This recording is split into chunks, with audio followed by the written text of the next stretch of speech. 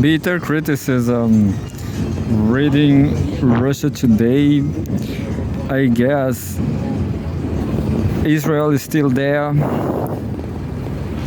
Global South, as usual, is betting on peace. It's pretty logical. If you suffer a lot, someday you will letting it go. Forgetting about war and violence. I'm going to read this one. Then I'm going to read about war in Israel. But by this time,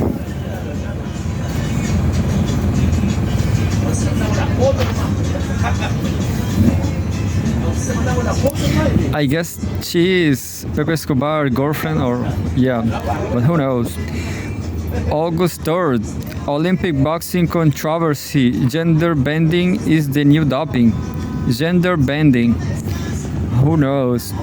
It is time to make DNA and other tests to ascertain athletes' gender as important as drug screenings. By Rachel Martin, a columnist, political strategist, and host of independently produced talk shows in French and English. It's interesting. What's the difference between a political strategist and a political commentator and a geopolitical analyst? What's the difference between? I like strategist, political strategist. Sounds great. We have a photograph.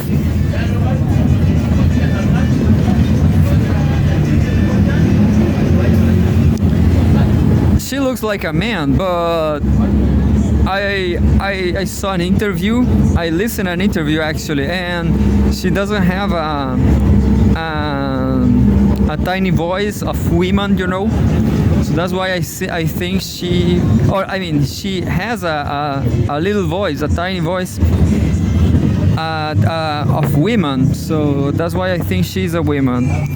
Anyway, let's read it. And well, above all, she is Algerian, so is a woman from a poor country. And maybe people will argue that she's not beautiful, but as I hope you can note that not everybody will be beautiful for you. Nobody is on the menu. Understand? Not everybody is on your menu. That's what I want to say. Well, Imane Khelif is not on the menu of nobody. She's a boxer, boxing.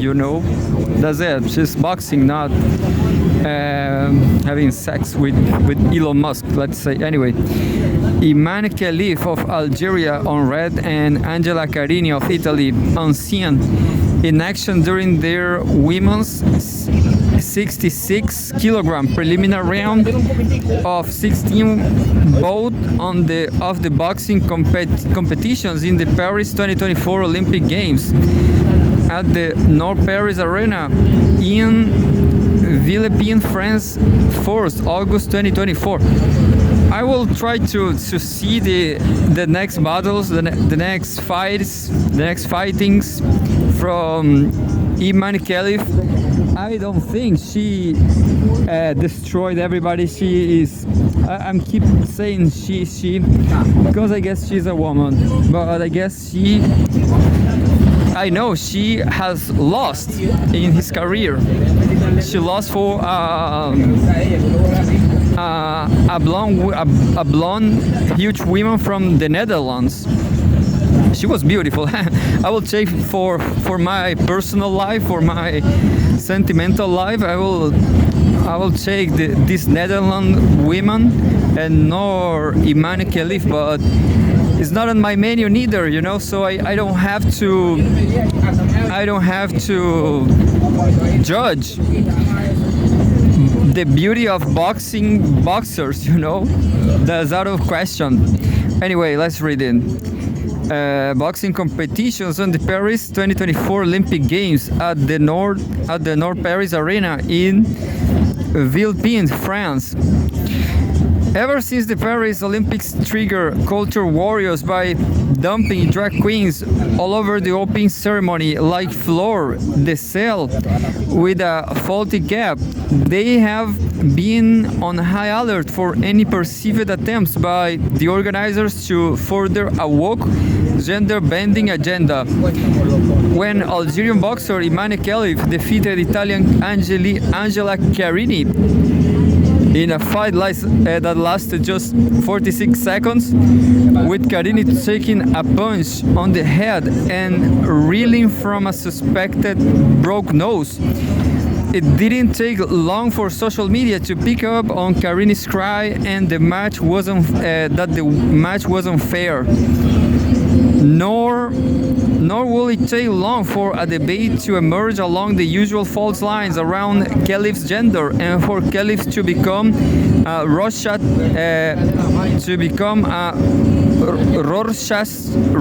test.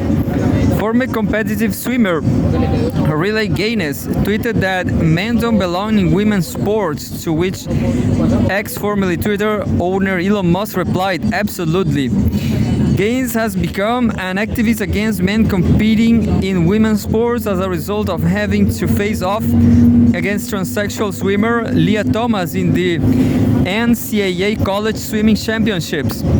And Musk has recently expressed upset over one of his children's own gender transitioning. Quote, "The idea that those objecting to a male punching a female in the name of sport are objecting because they believe Khelif to be trans is a joke. We object because we saw a male punching a female," Harry Potter author and frequent transsexual issue commentator J.K. Rowling wrote. Yet there isn't any credible evidence that Khelif was ever undergone any kind of gender transitioning, something that will be unheard of in Khelif's native Algeria. Native Algeria people from global south, poor, no money, no budget for transitioning. Quote, "This is the purest form of evil unfolding right before our eyes," boxer and influencer Logan Paul said. "A man was allowed to beat up a woman on a global stage, crushing her life's dream while fighting for her deceased father. This delusion must end." But then Paul deleted the post. "Oopsies," he wrote. I might be guilty of spreading misinformation along with the entirety of this app. It's no wonder everyone's confused. Two sports governing bodies have faced off over Khelif and another athlete competing in women's boxing, China's Ling Tu Ting. According to the International Boxing Association, the worldwide match sanctioning entity, which disqualified both athletes in the 2023 World Championships, where they won bronze and gold respectively, the athletes did not undergo a testosterone examination, but were subject to a separate and recognized test, whereby the specifics remain confidential. This test conclusively indicated that both athletes did not meet the required necessary eligibility criteria and were found to have competitive advantages over other female competitors. Regulations stipulate that proof could be in the form of a DNA test, but no further evidence has been provided to confirm the results, perhaps due to concerns around privacy violations.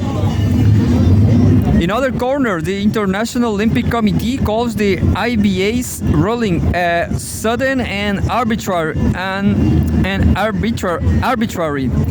which can also be true without the results themselves being illegitimate, accusing its CEO, Chris Roberts, an officer of the Order of the British Empire for services to British Army Boxing, of a unilateral decision.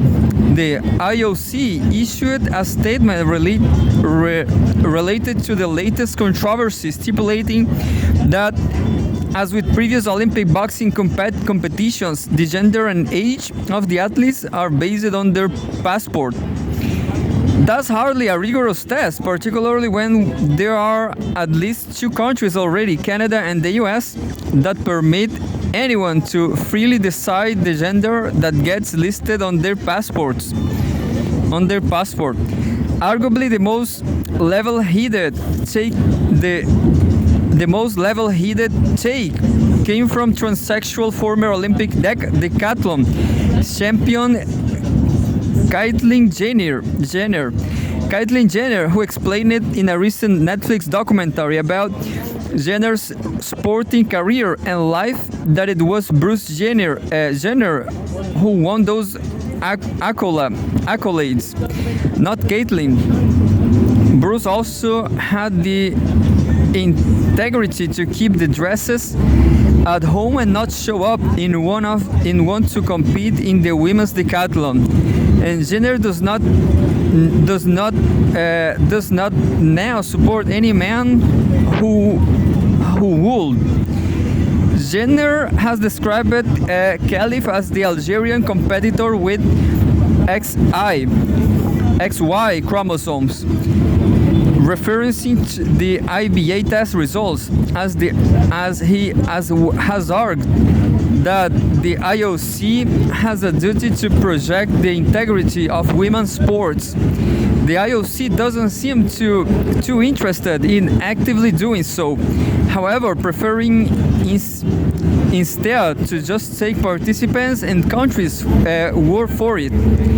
It's unclear what Khalif's specific case is, but it's not impossible for a person to have male XY chromosomes yet also possess a sexual characteristics of a woman. The Denmark-based Novo Nordisk Foundation for Medical Research, including of sex chromosome abnormalities, calls them hidden men. According to their research, one in 15,000 males is born and grows up as a girl. And neither these girls nor their parents know it. These girls do not discover anything different until puberty, when they simply don't menstruate, and some even reach their 30s without realizing that they are genetically male, with an extremely high level of testosterone and other male sex hormones. This is just to say that the Algerian boxer has a vagina. That's the question. Is this the case with these two boxers? First, this has to be ascertained, and the IOC should do that rather than just brush off the IBA's efforts and sweep them under the rug or attempt to discredit them without specific evidence. Then, rather than stick its head in the sand on gender-related issues that directly impact sporting results, the IOC should decide whether it's going to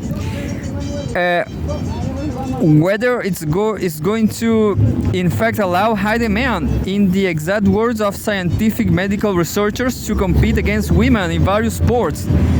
If so, then presumably women's sports advocates will have something to say about it. But this discussion needs to take place openly and transparently. The way things are going right now, coach warriors are policing gender in sports from home, with beer and Doritos in hand, because no one really trusts the authorities in charge of maintaining the integrity of the events anymore.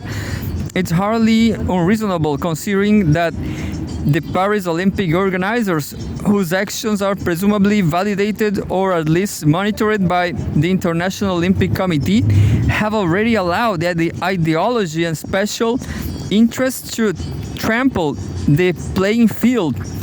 Athletes in the Olympic Village have complained about the lack of available proteins such as meat and eggs, amounting to forced veganism in the interest of reducing carbon emissions while increasing profit margins, no doubt. The lack of air conditioning for the athletes' rooms in upward of 35 degrees Celsius Parisian summer heat last week amounted to greenwashing their own cheapness. Then they announced that plan B for the triathlon, if they couldn't make the Seine River fecal bacteria test results work, has to have the triathlon just self-identify as a duathlon, which came after having a totally gracious depiction of the Last Supper in the opening ceremony, self-identify as a drag show. Despite the IOC's increasingly laid-back approach to the games, it at least pays lip service to maintaining an even playing field with doping tests, evolving in sophistication along with the cheating methods they are meant to combat. With all gender bending being promoted in Western society, maybe it's also time for DNA tests to be included, or not, in which case everyone, regardless of gender, can just get jacked to the max and punch each other in the face for goal without concerning themselves with the details. So, Rachel Martin, that's it. The statements, views, and opinions expressed in this column are solely those of the author and do not necessarily represent those of Russia Today. But I guess Rachel Martin is not doing talk shows in French and English. She's just criticizing too much Paris and France. She should do something positive about France. Not just criticize the biggest event. Anyway.